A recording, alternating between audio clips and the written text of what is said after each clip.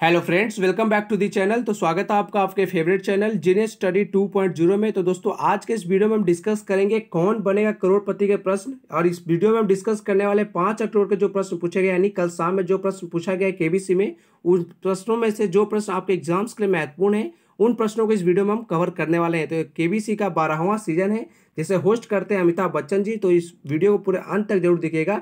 इसमें से एक दो प्रश्न ऐसे हैं जो आपके एग्जाम्स में भी पूछे जा सकते हैं। तो चलिए लेक्चर कंटिन्यू करते हैं। पहला प्रश्न देखो, यह फास्टेस्ट फिंगर फर्स्ट वाला प्रश्न काफी अच्छा प्रश्न है। प्रश्न में पूछा गया था, सबसे पहले से शुरू कर इन उपलब्धियों को उस क्रम में रखे जिस क्रम में यह हासिल किए गए हैं। यानी आपको बताना है कि कौन सी उपलब्धि जो है पहले हासिल हुई है और कौन सी उपलब्धि उसके बाद हासिल हुई है।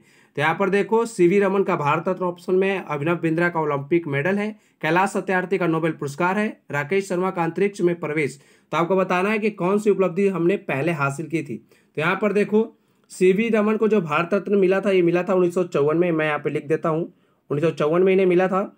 और जो अभिनव बिंद्रा का ओलंपिक मेडल है, ये इन्होंने प्राप्त किया था 2008 का जो समर ओलंपिक था, जो चीन के बीजिंग में हुआ था, वहाँ पर। कैलाश सत्यार्थी का नोबेल पुरस्कार की अगर हम बात करें तो इन्हें नोबेल पुरस्कार मिला था, नोबेल शांति पुरस्कार 2014 में मलाला यूसुफजई के साथ। राकेश शर्मा का अंतरिक्ष में प्रवेश की अगर हम बात करें तो राकेश शर्मा जो है अंतरिक्ष में प्रवेश किए थे 1984 में। तो यहाँ पर देखो कौन सा ऑप्शन जो है पहले आएगा। तो यहाँ पर अगर हम देखें सालों के हिसाब से कि उपलब्धि हमने कब कब हासिल की है, तो सीवी रमन को जो भारत रत्न मिला था 1954 में मिला था, यानी सबसे पहले ये आएगा। तो ये ऑप्शन पहले हमारा आना चाहिए। तो यहाँ पर देख सकते हो दो ऑप्शन में ए पहले दिया है, फर्स्ट और थर्ड में। तो फिर बात करें अगर हम यहाँ पर राकेश शर्मा का अंतरिक्ष में प्रवेश, तो डी ऑप्शन आना चाहिए ए के बाद। तो यहाँ पर हमारा पहला ऑप्शन गलत हो जाएगा, ए डी यहाँ पर सही दिख रहा है। और बी अभिनव बिंद्रा का ओलंपिक मेडल 2008 में, तो बी यहाँ पर आ गया।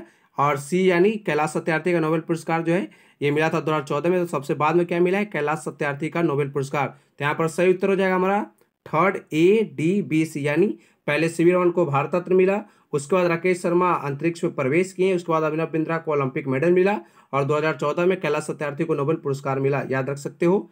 चलो आगे देखते हैं। अगला प्रश्न है, पंजाब और महाराष्ट्र सहकारी बैंक का मुख्यालय किस शहर में है। तो पंजाब और महाराष्ट्र का कोऑपरेटिव बैंक की बात हो रही है, यहाँ पर मुख्यालय पूछा जा रहा है कौन से शहर में। तो इसका सही उत्तर हो जाएगा मुंबई। आगे देखते हैं अगला प्रश्न। प्रश्न काफी अच्छा प्रश्न यहाँ पर देख सकते हो। अब इससे आप ज्योग्राफी का भी प्रश्न समझ सकते हो, क्योंकि लोकेशन से प्रश्न पूछा गया है। भगवान बुद्ध की 350 टन की प्रतिमा किस झील के बीच में स्थापित है। तो भगवान बुद्ध की एक प्रतिमा है 350 टन की, वो आपको बताना है कि कौन से झील के बीच में इसे स्थापित किया गया है। तो यहाँ पर ऑप्शन है आपके समी परेड सागर, उस्मान सागर, हुसैन सागर, गोविंद सागर। तो यहाँ पर सही उत्तर हो जाएगा हुसैन सागर।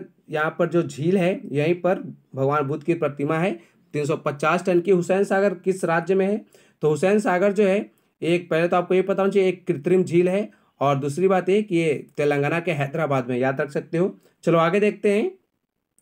अगला प्रश्न है, विद्या देवी भंडारी और चंद्रिका कुमार तुंगा अपने देश में किस पद पर आसीन होने वाली पहली महिलाएं हैं। तो यहाँ पर देखो दो महिलाओं का नाम दिया गया, एक तो है विद्या देवी भंडारी और दूसरी है चंद्रिका कुमार तुंगा। तो बताना है आपको कि ये अपने देश में किस पद पर ये आसीन हुई थी और ये पहली महिला बनी थी, कि मतलब जैसे होता है ना, पहली महिला प्रधानमंत्री, पहली महिला राष्ट्रपति, ऐसे करके। तो किस देश में, ऐसे किस देश का तो नहीं पूछा गया, कौन से पद पर ये आसीन हुई थी वो पूछा गया है। तो विद्या देवी भंडारी जो है ये नेपाल की पहली महिला राष्ट्रपति बनी थी, और चंद्रिका कुमार तुंगा जो है ये श्रीलंका की पहली महिला राष्ट्रपति बनी थी। तो यहाँ पर राष्ट्रपति पद पर आसीन हुई थी, याद रख सकते हो। और विद्या देवी भंडारी तो अभी भी राष्ट्रपति है ही नेपाल की। चंद्रिका कुमार तुंगा जो है ये श्रीलंका की पहली महिला राष्ट्रपति बनी थी, और इनकी माता का नाम था श्री मामो भंडारनायके। श्री मामो भंडारनायके के बारे में आपने जरूर सुना होगा, जो कि विश्व की पहली महिला प्राइम मिनिस्टर बनी थी। याद रख सकते हो। चलो आगे देखते हैं। अगला प्रश्न है आरोग्य सेतु ऐप से। प्रश्न में पूछा गया है, आरोग्य सेतु कोविड-19 को ट्रैक करने वाला मोबाइल एप्लीकेशन स्मार्टफोन के किन दो फीचरों की सहायता से कोरोना वायरस संक्रमण को ट्रैक करता है। तो जो आरोग्य सेतु ऐप है ये किन दो फीचरों से, जो किस दो फीचरों की मदद से ये जो है कोविड-19 को ट्रैक करता है। तो यहाँ पर सही उत्तर हो जाएगा ब्लूटूथ और जीपीएस। याद रख सकते हो, ब्लूटूथ और जीपीएस की मदद से जो है ये कोविड-19 संक्रमण को ट्रैक करता है। आपने भी इसको इंस्टॉल किया होगा और आपने देखा भी होगा। चलो आगे देखते हैं।